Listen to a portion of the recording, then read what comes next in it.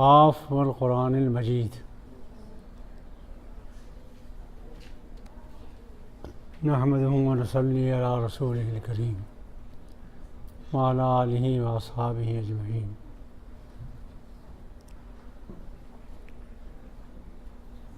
مدینے میں نبی صلی اللہ علیہ وسلم کے پڑوس میں ایک خاتون رہتی تھی۔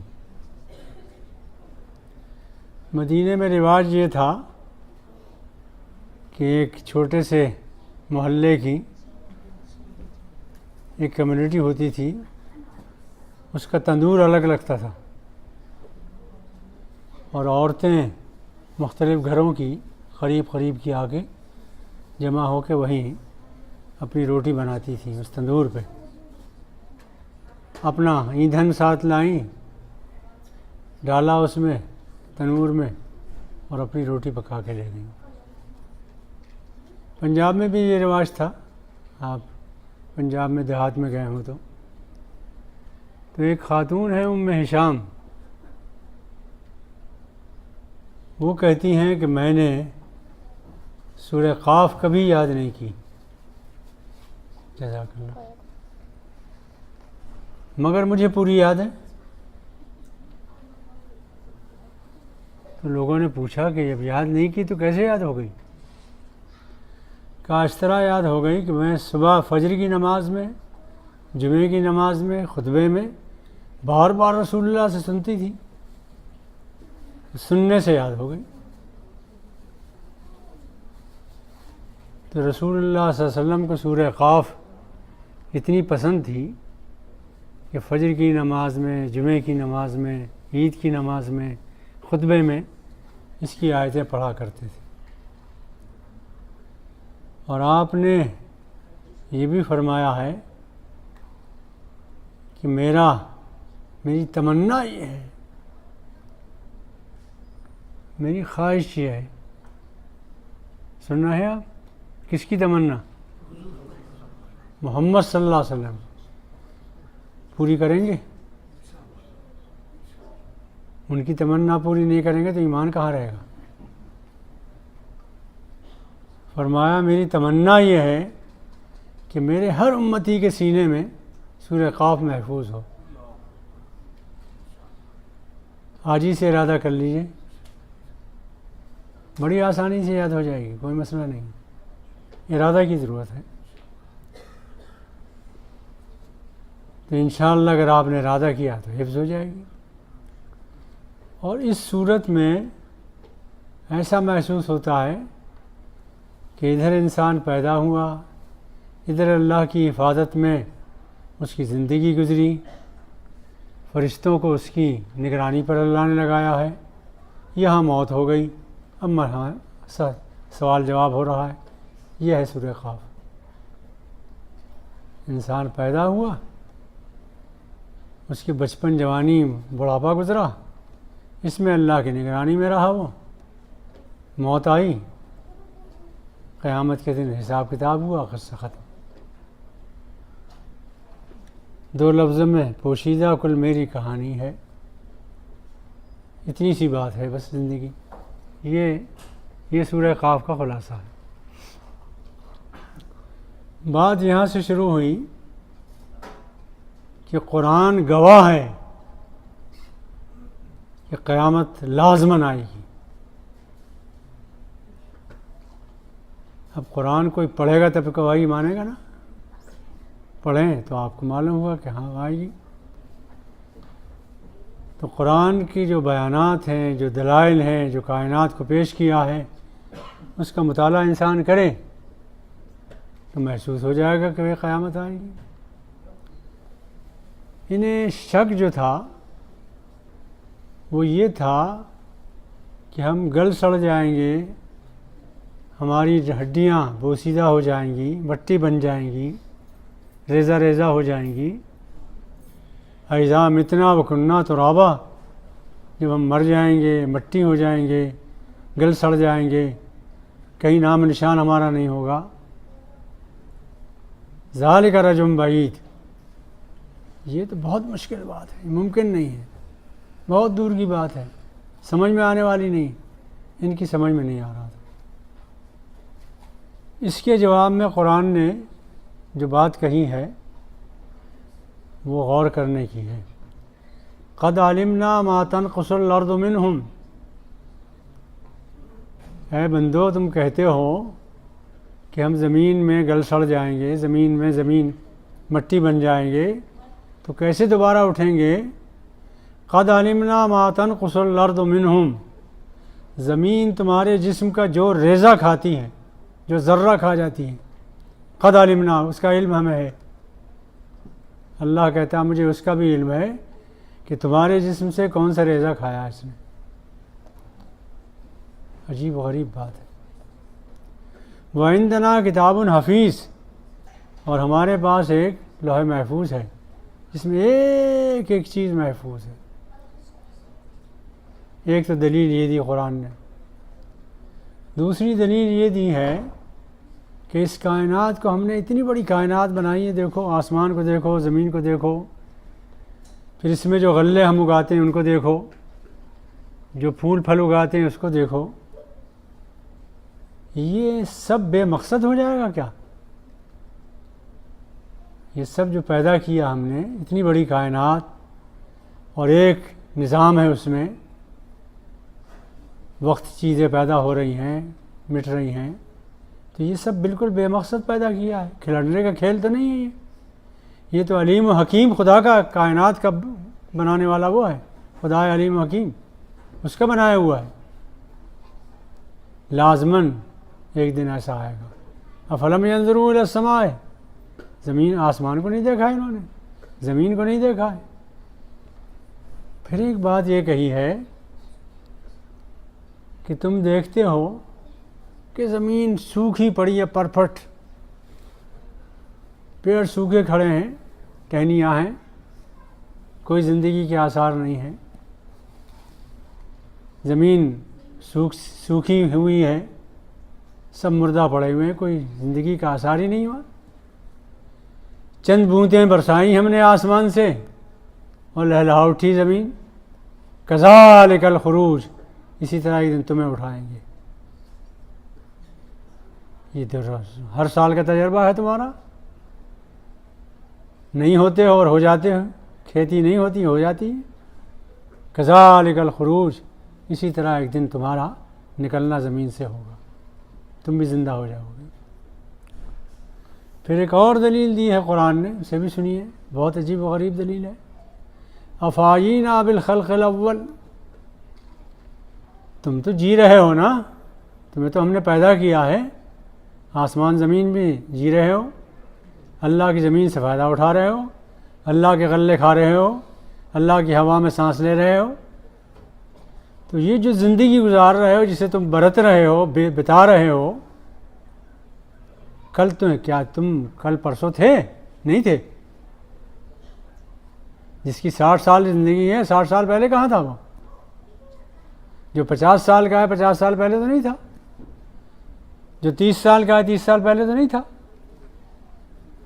تو تم نہیں تھے اور ہو اب، اور زندگی سے فائدہ اٹھا رہے ہو، تو یہ تو محسوس بات ہے نا کہ تم نہیں تھے اور اب ہو، پھر نہیں رہو گے تو پھر نہیں پیدا کر سکتا اللہ۔ یہ سوچنے کی بات۔ کیف تکفرون باللہ وکنتم امواتا، تم مرے ہوئے تھے، عدم میں تھے، فاحیاکم،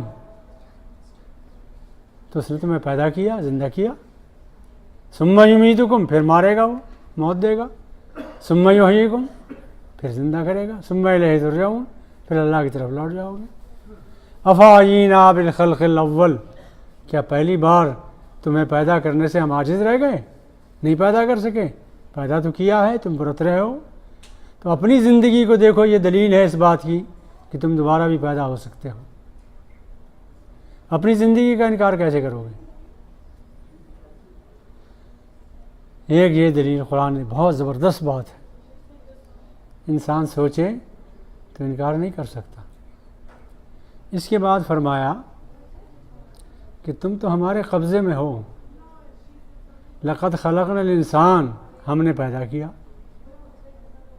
یاد رکھیے گا پیدا کرنے والا اور کوئی نہیں ہے، اور کسی نے کوئی چیز پیدا نہیں کی۔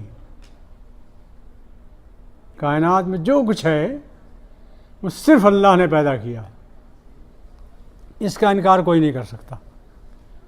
بڑے سے بڑے سائنسداں بھی انکار نہیں کر سکتے کہ اس زمین میں جو کچھ بھی ہے، کائنات میں جو کچھ بھی ہے، سب کا پیدا کرنے والا اللہ ہے۔ ہاں البتہ اتنا ہے کہ اللہ نے انسان کو عقل دی، شعور دیا، سوجھ بوجھ دی، دماغ دیا۔ اللہ کی پیدا کردہ چیزوں کو ملا جلا کر، انکشافات کر کے اس نے جوڑ توڑ ملا کے کچھ سے کچھ بنا لیا، یہ الگ بات ہے۔ سیب تو اللہ ہی نے پیدا کیا، مربع تم نے بنا لیا۔ آم اللہ نے پیدا کیا، چٹنی آپ نے بنا لی، اتنا ہی تو ہوا، پیدا کچھ نہیں کیا تم نے۔ یہ بات یاد رکھنے کی ہے، پیدا کرنے والا صرف اللہ ہے۔ ایک انگریز نے اپنے دوست سے کہا، مسلمان سے، کہ کیا ہر وقت کہتے رہتے ہو کہ اللہ نے پیدا کیا، اللہ نے پیدا کیا؟ ارے اب سائنس نے اتنی ترقی کر لی ہے کہ ہم ایک پتلا بنائیں گے، اس میں مشین فٹ کر دیں گے، وہ بولے گا بھی، کام بھی کرے گا۔ اس نے کہا بنا کے تو دکھاؤ۔ اس نے مٹی منگوائی، گوندنے لگا، ملازموں سے کہا گوندو، اس سے ایک پتلا بنائیں گے۔ اس نے کہا مسلمان نے کہ اللہ کے بندے، اپنی مٹی کا ہی صلاح میرے اللہ کی مٹی کیوں لے رہا ہے؟ یہ تو میرے اللہ کی مٹی ہے، اپنی کوئی چیز لا تو بنے گی بات۔ تو اپنی چیز تو کچھ ہے نہیں ہمارے پاس، سب اللہ کا پیدا کر۔ تو انسان کو ہم نے پیدا کیا ہے، نہیں تھا یہ، وہ پیدا کیا ہم نے۔ جب نہیں تھا اور ہم نے پیدا کیا ہے تو اب جب نہیں رہے گا پھر پیدا کر دیں گے، سیدھی بات ہے۔ وَلَقَدْ خَلَقْنَا الْإِنسَانَ، ہم نے انسان کو پیدا کیا ہے۔ وَنَعْلَمُ مَا تُوَسْوِسُ بِهِ نَفْسُهُ، اور اس کے نفس میں، دل میں جو خیالات آتے ہیں، جو جذبات کی لہریں اٹھتی ہیں، جو نیتیں ہوتی ہیں، جو ارادے ہوتے ہیں، جو خیالات آتے ہیں، نَعْلَمُ مَا تُوَسْوِسُ بِهِ نَفْسُهُ، وہ سب ہم جانتے ہیں، ہمیں معلوم ہے۔ تو ایسے خدا سے معاملہ ہے کہ جس نے پیدا کیا، نہیں تھے پیدا کیا، اور جو کچھ صلاحیتیں دی ہیں اس سے وہ واقف ہے۔ وَنَحْنُ أَقْرَبُ إِلَيْهِ مِنْ حَبْلِ الْوَرِيدِ، اور تمہاری شارک سے بھی زیادہ قریب ہیں ہم تم سے۔ ہم سے بچ کے کہاں جاؤ گے؟ اگر نکل سکتے ہو تو نکل جاؤ، زمین و آسمان سے کہاں جاؤ گے؟ کہیں جا ہی نہیں سکتے، چاروں طرف سے گھیر رکھا ہے، آسمان نے زمین کو گھیر رکھا ہے۔ لا تنفذون الا بسلطان، جا نہیں سکتے کہیں، ہر طرف سے ہم میرے گھیرے میں ہو۔ اتنا ہی نہیں ہے کہ ہم نے، ہمارا علم جو کچھ ہے وہ تو ہے ہی، ہم نے تمہارے فرشتے لگا رکھے ہیں تمہارے پیچھے۔ وَلَقَدْ خَلَقْنَا الْإِنسَانَ وَنَعْلَمُ مَا تُوَسْوِسُ بِهِ نَفْسُهُ وَنَحْنُ أَقْرَبُ إِلَيْهِ مِنْ حَبْلِ الْوَرِيدِ إِذْ يَتَلَقَّى الْمُتَلَقِّيَانِ، دو کاتب بیٹھے ہوئے ہیں تمہارے کاندھوں پر، ایک بائیں کو ایک دائیں کو، ایک نیکیاں لکھ رہا ہے، ایک برائیاں لکھ رہا ہے۔ بعض حدیثوں میں یہ ہے کہ رات کے فرشتے اور ہیں، دن کے اور ہیں، دن والے تھک جائیں تو رات والے کام کرتے ہیں، کام وہ تھک جائیں تو یہ کام کرتے ہیں۔ اذ یتلقی المتلقیان عن الیمین وعن الشمال قعید، ایک بائیں بیٹھا ہے ایک دائیں بیٹھا ہے۔ اذ یتلقی المتلقیان عن الیمین وعن الشمال قعید ما یلفظ من قول الا لدیہ رقیب عتید، زبان سے تمہاری بات نکل نہیں پاتی ہے کہ وہ سب ٹیپ ہو جاتی ہے، نوٹ ہو جاتی ہے، لکھ جاتی ہے۔ اب لکھ جاتی ہے کا معنی یہ ہے کہ ہمارے آلات جو ہیں، باتوں کو تو وہ بھی نوٹ کرتے ہیں، آواز کو بھی نوٹ کرتے ہیں، ریکارڈ کرتے ہیں، سب کچھ ہوتا ہے، مگر میں ایسا محسوس ہوتا ہے کہ فرشتوں کے پاس جو ٹیپ ریکارڈ ہوگا، جو سی ڈی ہوگی، اس میں صرف اعمال ہی نہیں آئیں گے، نیت تک آ جائے گی، ارادے تک آ جائیں گے۔ اس کی طرف بھی اشارہ کیا ہے محدثین نے، مفسرین نے، یہ بھی ذہن میں رکھیے۔ پھر یہ لکھنے والے بیٹھے ہوئے جو لکھ رہے ہیں، اب کس طرح لکھ رہے ہیں یہ تو ہمیں نہیں معلوم۔ ہم تو اب سے 30 سال 50 سال پہلے جانتے تھے کہ قلم ایک لکھنے کی چیز ہے، اس کے سوا تو کچھ نہیں معلوم تھا ہمیں، ہے نا۔ اب تھوڑے دنوں سے معلوم ہو رہا ہے کہ صاحب پہ انگلی چلائیے کچھ لکھ جاتا ہے، نئی معلومات ہوئی۔ آئندہ چل کے کیا بات ہوگی؟ اب وہ اللہ میاں کا جو ٹیپ ریکارڈ ہے یا کمپیوٹر ہے یا فرشتوں کے پاس ہے، اس کی طاقت کتنی ہوگی، وہ کیا کیا چیز نوٹ کرے گی، کچھ پتہ نہیں۔ بہرحال اس سے تو کہیں زیادہ طاقتور ہوگا نا وہ۔ سوچئے، ما یلفظ من قول الا لدیہ رقیب عتید وجاءت سکرۃ الموت بالحق۔ یہ زندگی تھی، پیدا کیا ہم نے، تمہاری ہر بات کو نوٹ کر رہے ہیں، اور اب موت آ گئی تمہاری۔ سکرۃ الموت بالحق، سکرات موت کا وقت آ گیا، مرنے لگے تم، سانس اکھڑ گئی۔ وجاءت سکرۃ الموت بالحق، آگے ذالک ما کنت منہ تحید، یہی تو ہے جس سے بھاگ رہے تھے تم۔ کسی نے کہا بھائی موت کو یاد کرو اور میں بھی مروں گا، زبان منہ پہ ہاتھ رکھ دیا کہ بھائی خدا نہ کرے دشمن مریں تمہارے، ہے نا، اسی سے تو ڈر رہے تھے۔ وجاءت سکرۃ الموت بالحق ذالک ما کنت منہ تحید، اس سے تم ڈر ڈر کے بھاگ رہے تھے، اس کا ذکر نہیں کر رہے تھے، اور سوچ رہے تھے کہ نہ مریں گے نہ قیامت آئے گی، مگر مرنا تو ہے۔ وَنُفِخَ فِي الصُّورِ، ادھر تم مرے اور ادھر قیامت آئی، اس لیے کہ مرنے کے بعد انسان جس حال میں ہوگا وہ بے ہوشی کا عالم ہوگا، اس میں اور موت میں اور قیامت میں کتنا فاصلہ ہوگا یہ ہمیں نہیں معلوم۔ لیکن آپ کو آپریشن کے لیے جب بے ہوش کیا جاتا ہے تو بے ہوش کرنے کے وقت سے لے کے ہوش آنے تک کا یہ وقت زندگی میں نہیں گزرتا، شمار نہیں ہوتا، آپ کو یاد بھی نہیں رہتا کہ 2 منٹ ہوئے یا 4 ہوئے یا گھنٹہ ہوا یا 2 گھنٹے ہوئے 4 گھنٹے ہوئے، اس طرح یہ وقت بھی یوں ہی گزر جائے گا۔ تو موت ہی قیامت بھی ہے، انسان مرا اور اس کی قیامت آئی، اس لیے کہ وہاں کے بعد سلسلے شروع ہو جائیں گے۔ وجاءت سکرۃ الموت بالحق ذالک ما کنت منہ تحید ونفخ فی الصور ذالک یوم الوعید، سور پھونک دیا گیا اور یہ ہے وہ جس کا تم سے وعدہ کیا گیا تھا، جس سے تم ڈرائے گئے تھے۔ وجاءت سکرۃ الموت بالحق ذالک ما کنت منہ تحید ونفخ فی الصور ذالک یوم الوعید وجاءت کل نفس معہا سائق وشہید۔ اب قیامت کا منظر ہے،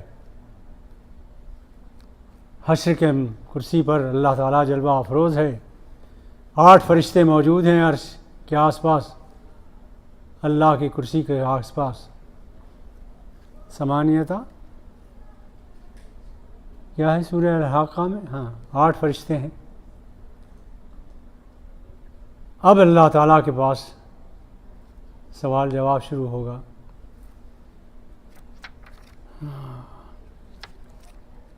عجیب و غریب کتاب ہے یہ قرآن شریف، پڑھنے کی چیز اگر ہے دنیا میں تو یہی ہے، خواہ مخواہ ادھر ادھر کی چیزیں پڑھتے رہتے ہیں، وقت ضائع کرتے ہیں۔ پڑھنے کی کتاب صرف ایک ہی ہے۔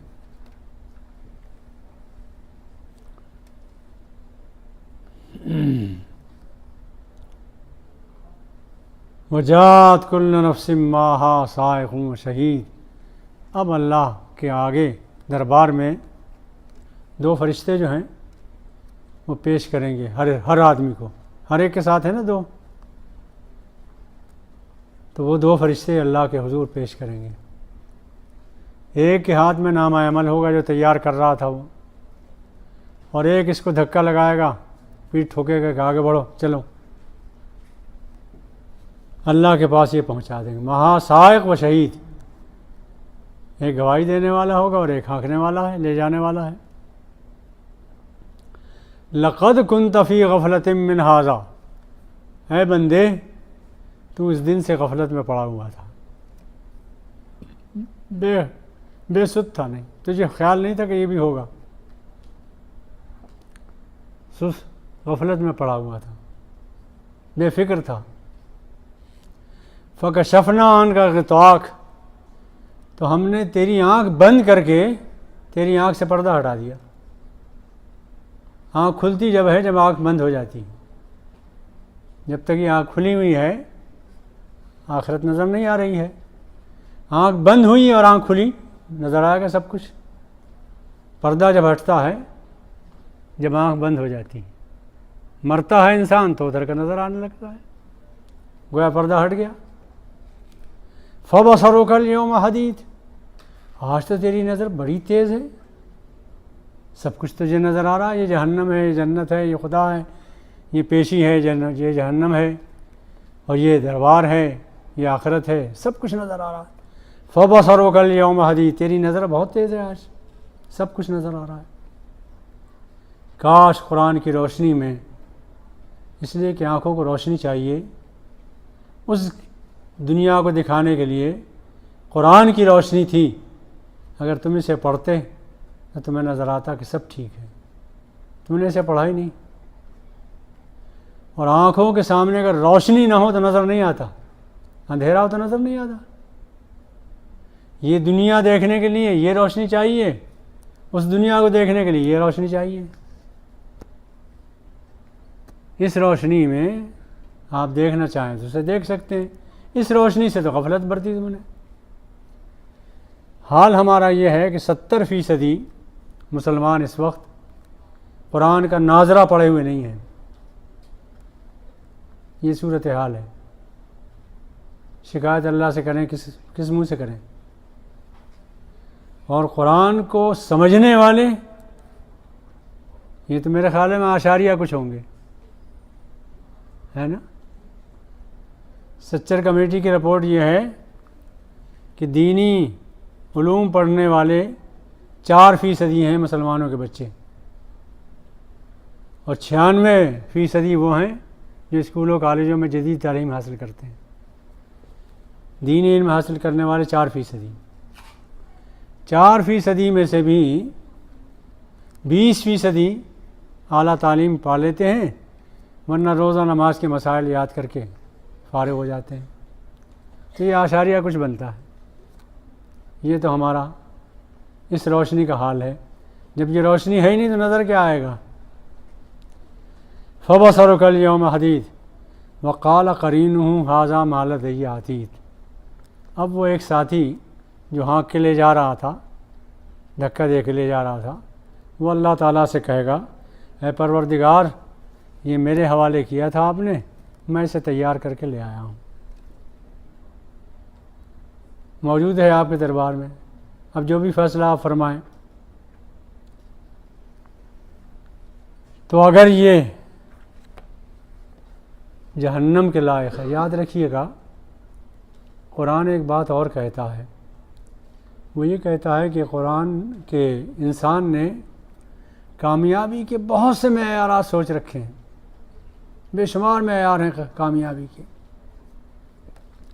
میں PhD کر لوں گا تو میں کامیاب ہو جاؤں گا، میں ڈاکٹری کی ڈگری حاصل کر لوں گا کامیاب ہو جاؤں گا، الیکشن میں جیت جاؤں گا، صدر بن جاؤں گا کسی ملک کا تو جی کامیاب ہو جاؤں گا۔ یہی تو ہے نا کامیابی کی رائے، جائیداد میری اتنی بن جائے گی کامیاب ہو جاؤں گا۔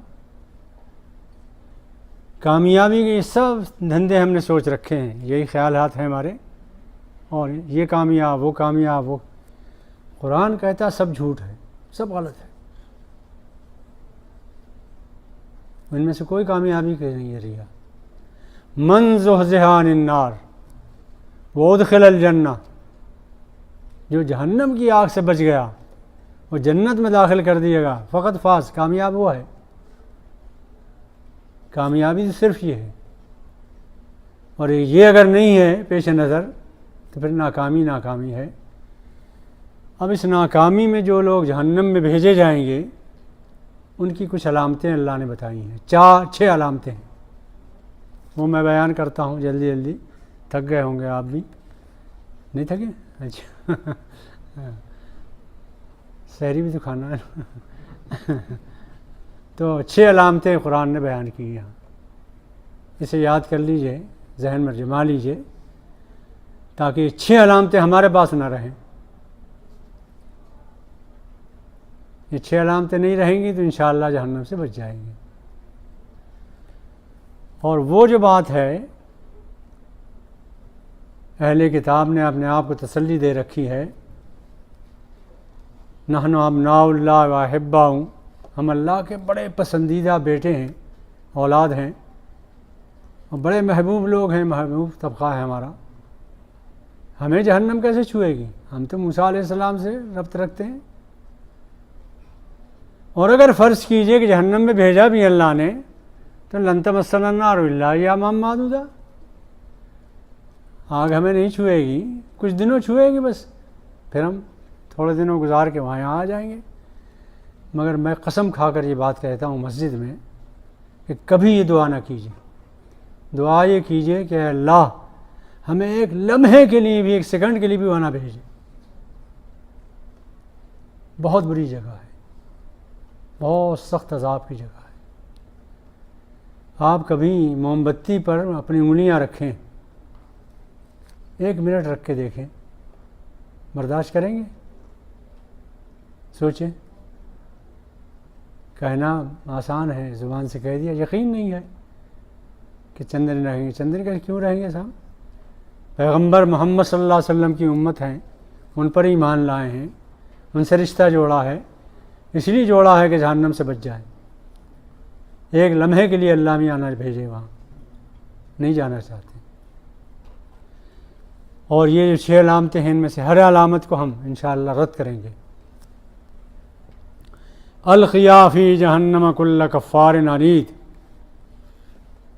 شیطان کہے گا، وہی فرشتہ کہے گا، میں تیار کر کے لایا ہوں اس شخص کو، یہ پیش خدمت ہے. تو اللہ تعالیٰ کہے گا القیا. القیا کا جو صیغہ تثنیہ کا ہے، مثنیٰ کا ہے.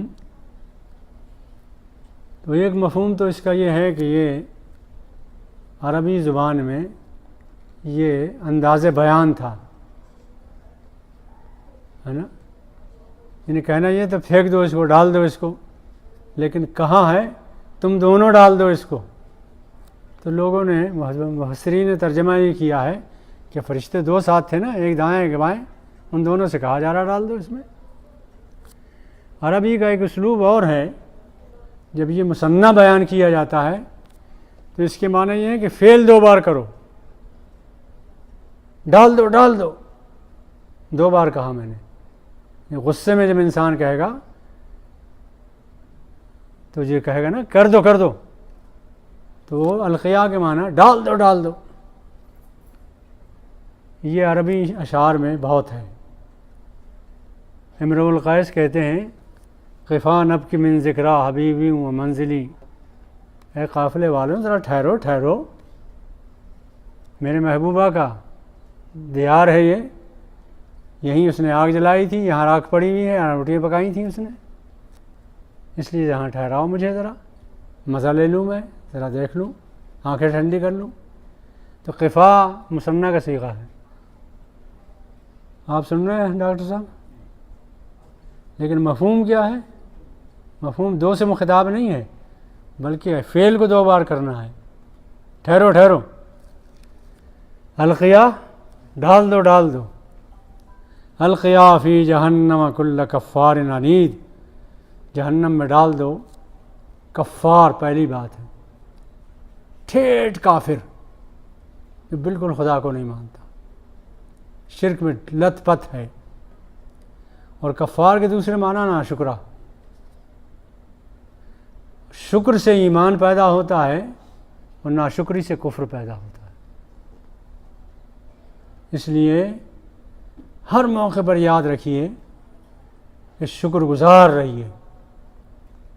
چنانچہ جو زندہ قومیں ہوتی ہیں، مہذب قومیں ہوتی ہیں، جن کو اللہ نوازتا ہے تہذیب سے، انسانیت سے، تو قدم قدم پر لمحے لمحے میں شکریہ ادا کرتے ہیں۔ چنانچہ اس وقت اتفاق کی بات، جس ملک میں ہم رہتے ہیں اس قوم کو نوازا ہے نا اللہ نے۔ سفر کرتا ہوں کار میں، ہر طرف ہریالی نظر آتی ہے، اللہ یاد آتا ہے، زمین کشادہ ہے، ہریالی ہر طرف نظر آ رہی ہے۔ کسی ہوٹل کا دروازہ کھولا تو وہ کہتا ہے تھینک یو۔ ہمارے ہندوستان پاکستان میں تھینک یو کا لفظ ہی نہیں ہے، شکریہ بھی بھول گئے لوگ کہنا، بھول گئے ہم۔ شکر گزاری بندے کی بھی ضروری ہے، شکر گزاری اللہ کی بھی ضروری ہے، اور جو بندے کے شکر گزار نہیں ہو سکتا وہ اللہ کا بھی شکر گزار نہیں۔ لیکن بندہ جب بنتا ہے، جب اس کی زبان پر جاری ہو الحمدللہ رب العالمین، ساری شکر گزاریاں اللہ کے لیے۔ تو پہلی خرابی یہ ہے کہ جہنمی انسان کی پہلی پہچان یہ کہ وہ ناشکرہ ہوتا ہے، کسی کا احسان نہیں مانتا، کسی نے کیا سلوک کیا ہے ہرگز تسلیم نہیں کرتا۔ جب بندے کا نہیں کرتا تو اللہ کا بھی نہیں کرتا، تو اللہ کا ناشکرہ ہوتا ہے وہ، یہ پہلی پہچان ہے اس کی۔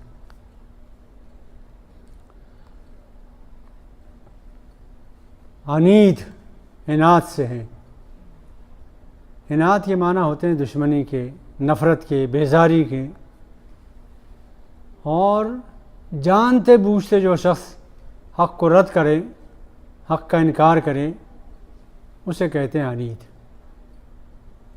تو ایسا نہیں ہے کہ یہ سمجھتا نہیں ہے، بسا اوقات سمجھتا بھی ہے، بہت بڑا عالم بھی ہوتا ہے، پڑھا لکھا بھی ہوتا ہے، لیکن دنیا کے چکا چوند میں، دنیا کی متاع میں اور دنیا کی محبت میں وہ باتیں کہنے لگتا ہے جو دین سے دشمنی کی باتیں ہوتی ہیں، دین کو مٹانے کی باتیں ہوتی ہیں۔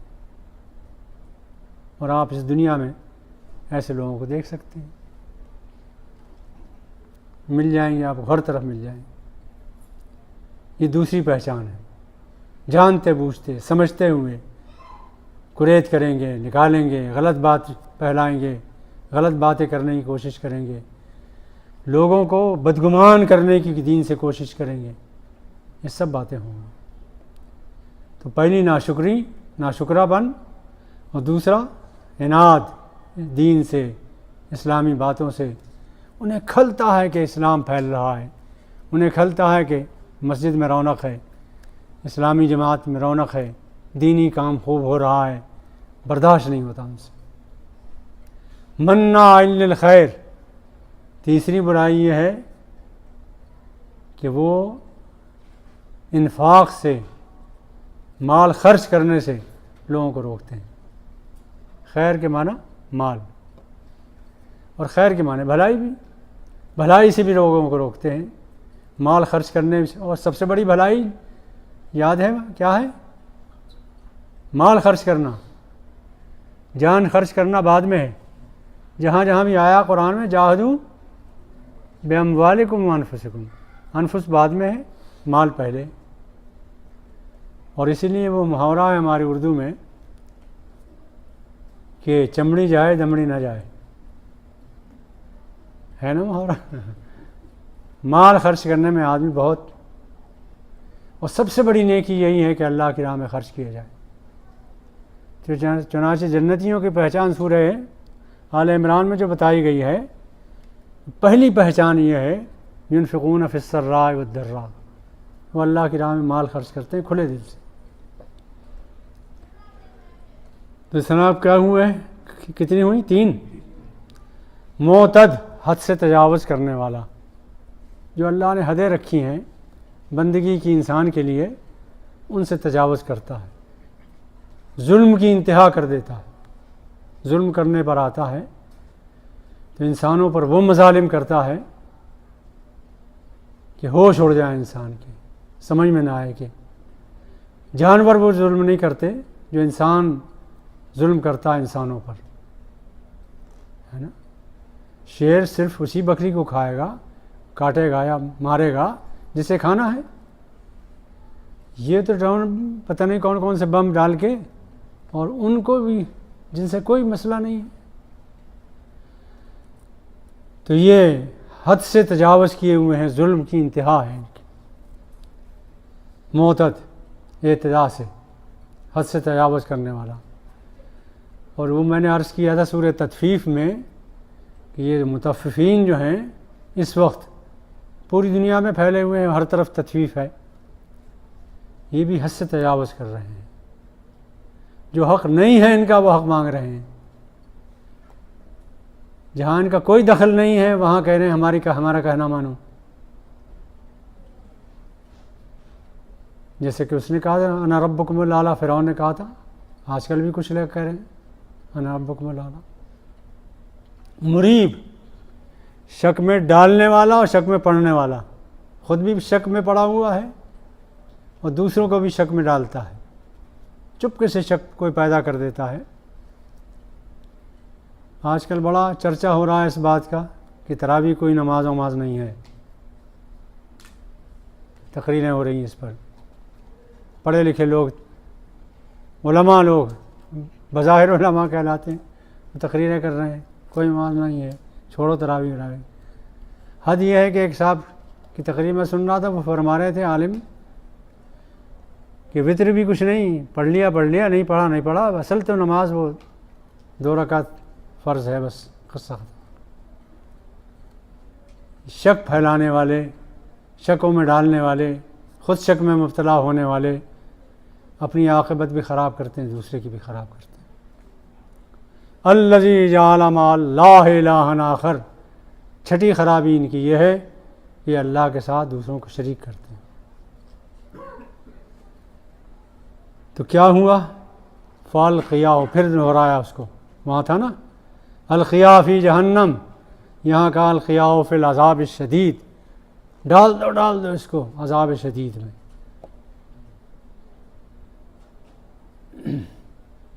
اب ایک شیطان